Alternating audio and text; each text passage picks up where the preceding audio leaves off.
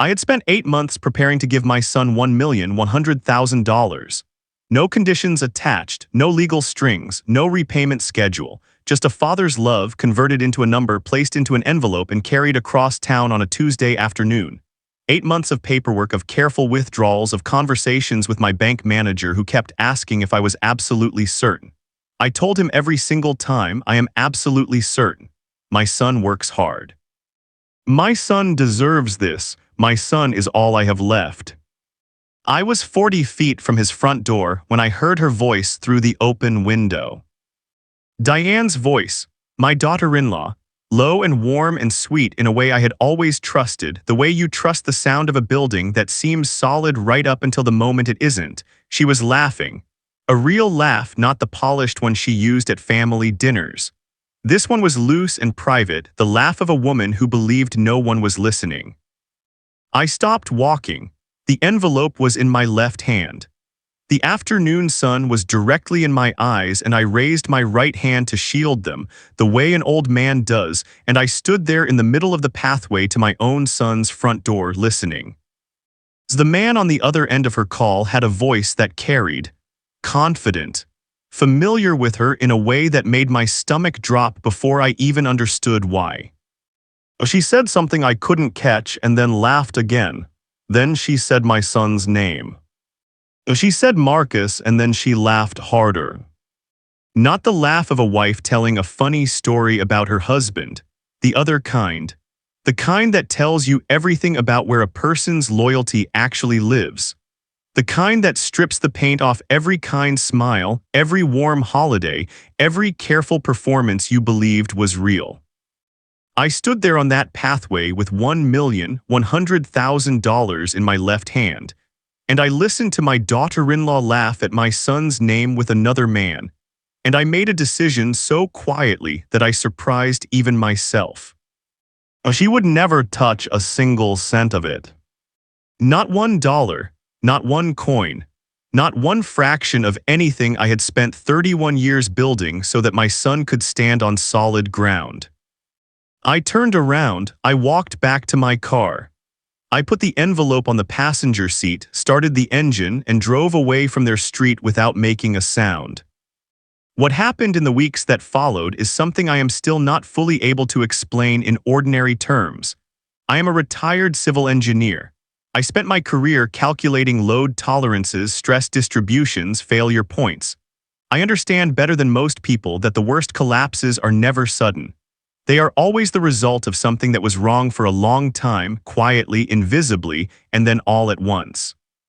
What I built in those weeks was not revenge in the way most people understand the word. It was a controlled demolition, precise, inevitable, and completely of their own making. If you have ever stood at the edge of the life you built and watched someone try to quietly steal it from underneath you, leave a comment below and tell me where you are watching from. And if this kind of story is something you want more of, hit subscribe now, because what comes next will change the way you think about trust, about family, and about what it means to protect the people you love from the people who pretend to love them. My name is Gerald Whitmore. I am 66 years old. Before I retired, I spent 31 years as a senior civil engineer for a regional infrastructure firm in Charlotte, North Carolina. I designed bridges, drainage systems, load-bearing frameworks for commercial buildings. My entire professional life was devoted to the question of what holds things up and what makes them fall. My wife, Patricia, used to say I was the most patient man she had ever known. Engineers have to be patient, I would tell her. You cannot rush the calculations. You rush the calculations and people get hurt. Patricia passed away 4 years ago. Cervical cancer, 14 months from diagnosis to the end. 14 months is enough time to say everything important and also not nearly enough. She was 58 years old, and she was the only person in my life I never once doubted.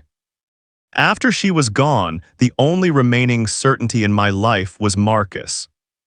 Marcus was 34.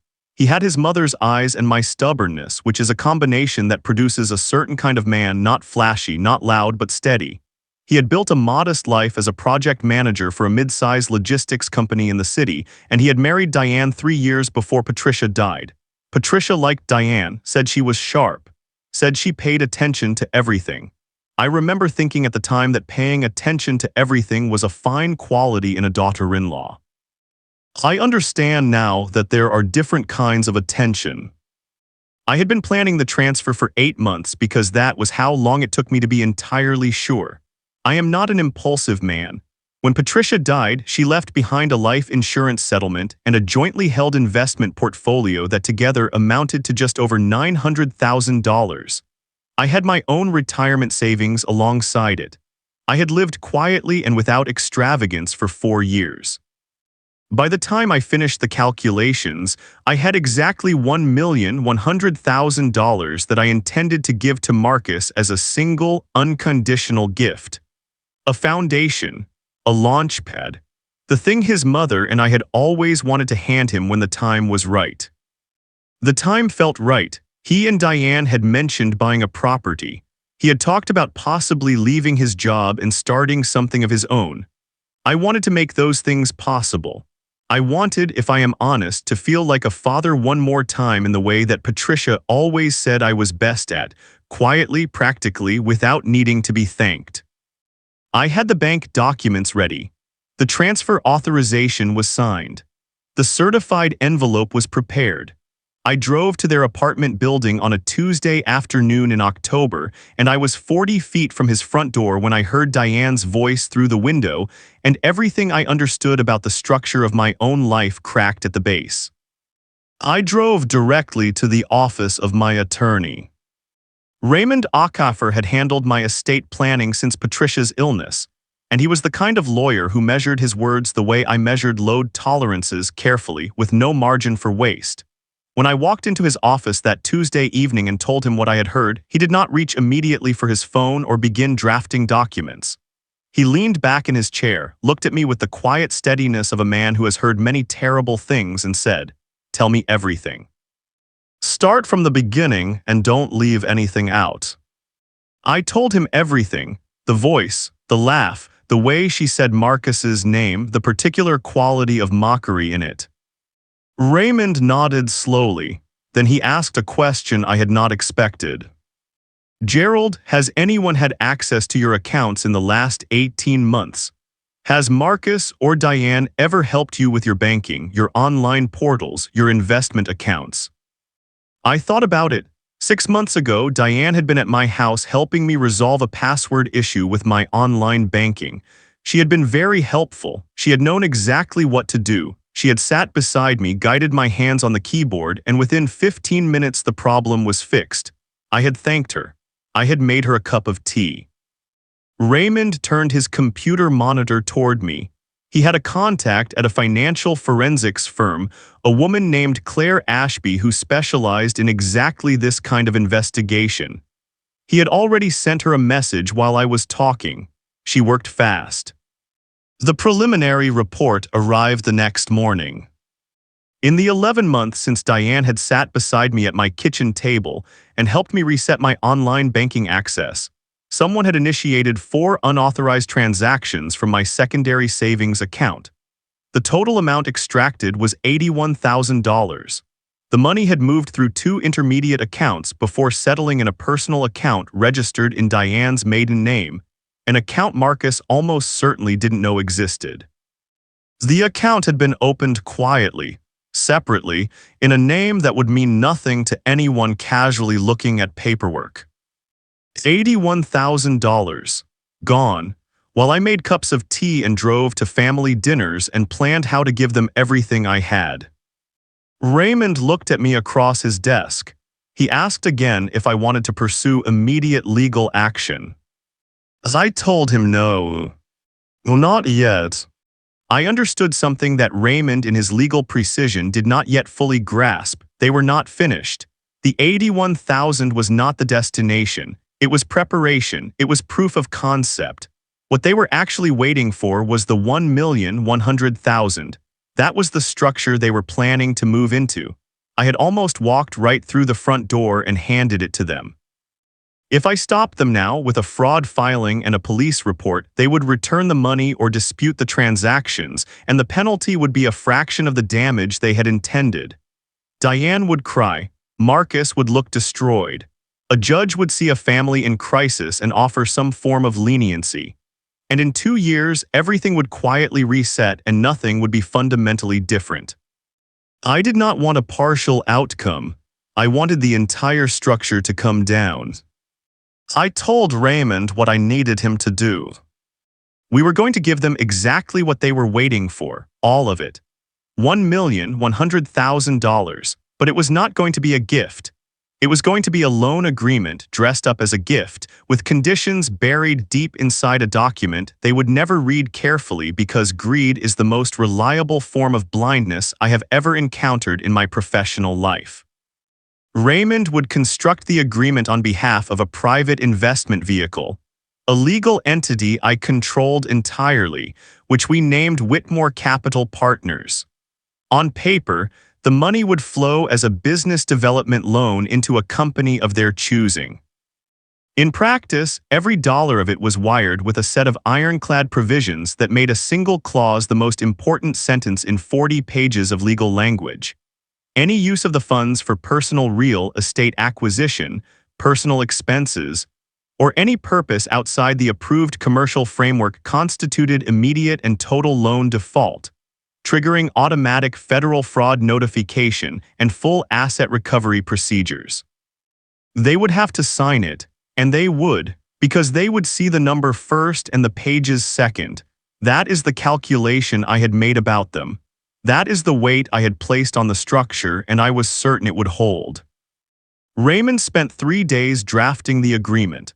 Claire Ashby spent those same 3 days building a parallel forensic file, the 81,000 undocumented extractions, the hidden account in Diane's maiden name, the timeline that connected her kitchen table access to my banking with the first unauthorized withdrawal 6 days later.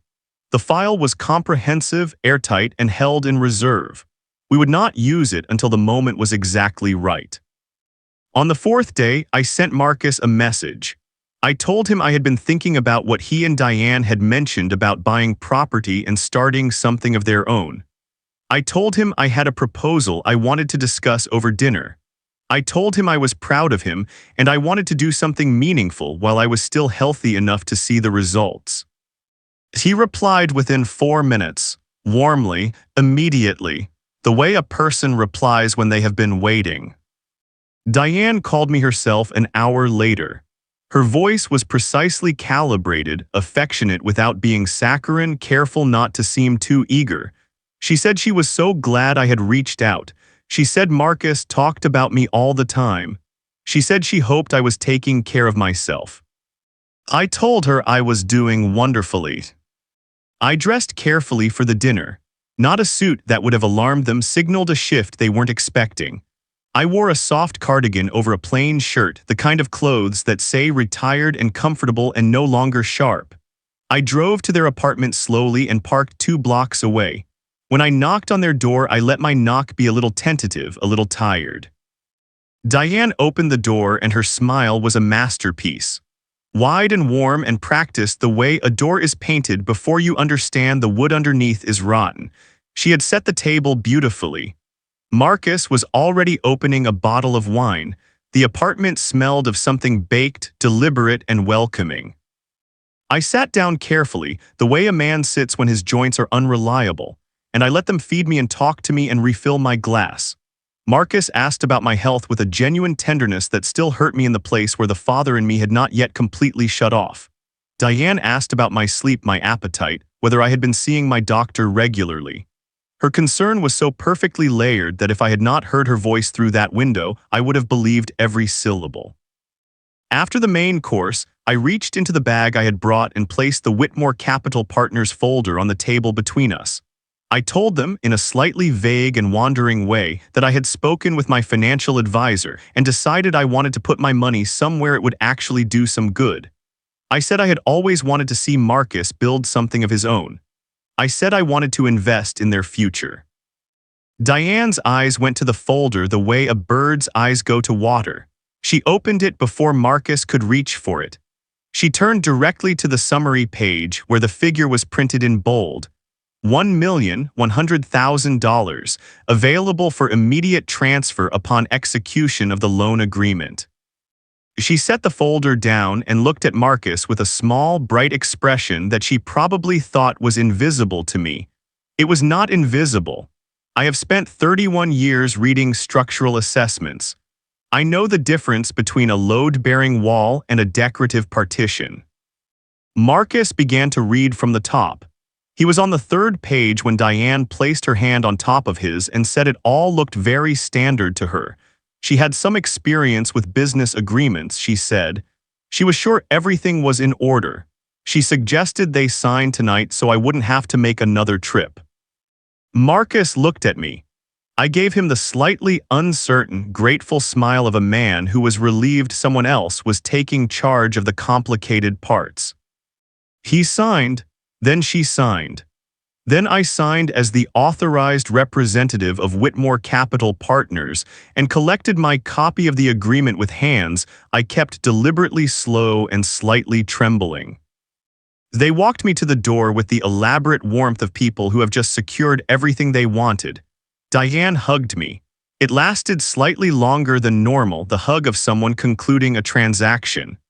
Marcus told me he loved me. I told him I loved him too, and it was the truest thing said in that apartment all evening, which made it the most painful thing as well. I drove home. I sat in my driveway for a long time without going inside. The detonator was in place. All I had to do now was wait for them to pull the trigger themselves. They did not wait long. 5 days after the dinner, Raymond called me on a Wednesday morning. His voice carried the precise, restrained tone of a man delivering expected news. The funds had been drawn from the Whitmore Capital Partners escrow account, all of it. $1,100,000 transferred in 2 movements to Diane's LLC, which she had registered 3 weeks earlier, before our dinner, before the folder, before the signed agreement. She had the company ready to receive the money before she had even pretended to read the contract. The destination of the funds became clear within 48 hours. Claire Ashby's monitoring systems flagged the outgoing wire from Diane's LLC the following morning. The money was moving toward a real estate escrow account, a residential property, a house, not a commercial development, not a business venture, a private home titled in Diane's name alone. Not Marcus's name, not a joint title, Diane's name alone. I sat with that information for a long moment. My son had co-signed a loan agreement to help his wife buy herself a private house using his father's life savings, in a title that didn't include him. I do not know whether Marcus understood that part of the arrangement. I do not know how much of the architecture of his own betrayal he was aware of. What I know is that he had sat across from me at that dinner table and signed the document, and he had not read it carefully enough to protect either of us. Raymond filed the federal notification that Thursday morning. Because the loan agreement was explicit, because the funds were designated for commercial purposes only, and because the real estate transaction constituted an unauthorized personal use in direct breach of the signed contract, the fraud notification triggered automatic regulatory involvement.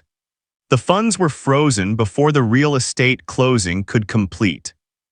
Every account connected to Diane's LLC, and through the forensic trail Claire had built, every account connected to the hidden maiden name account was locked simultaneously.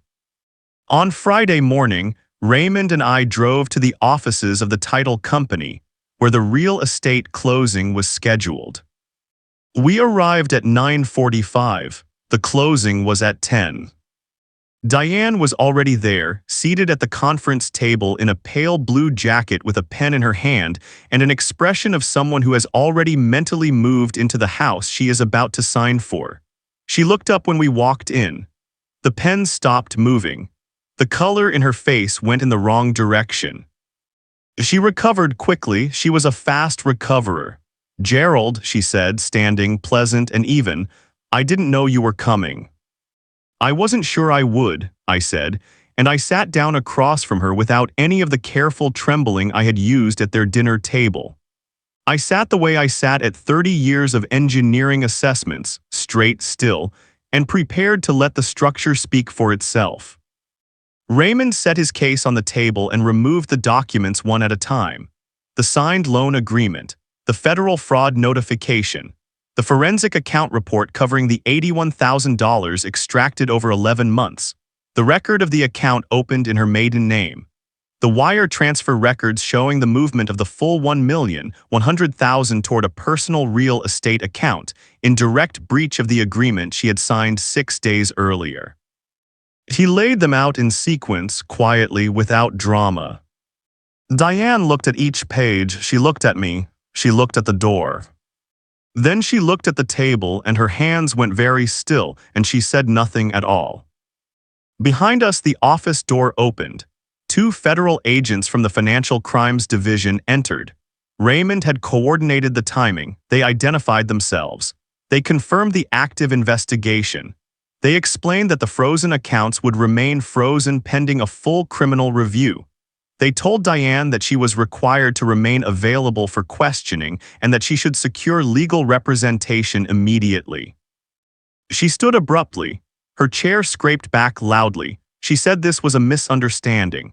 She said the money had been intended as a gift and that Gerald, she used my first name like a weapon, Gerald had always said it was a gift with no conditions. She looked at the agents and said I was an old man who had changed his mind and was using lawyers to punish her and her husband for nothing. Raymond removed the signed agreement from the folder and placed it in front of her without speaking.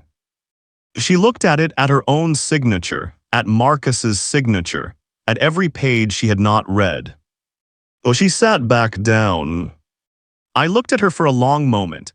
I had known Diane for 7 years. I had eaten meals she cooked. I had attended celebrations she organized. I had stood beside her at Patricia's grave and watched her hold Marcus's hand with what I believed was genuine grief.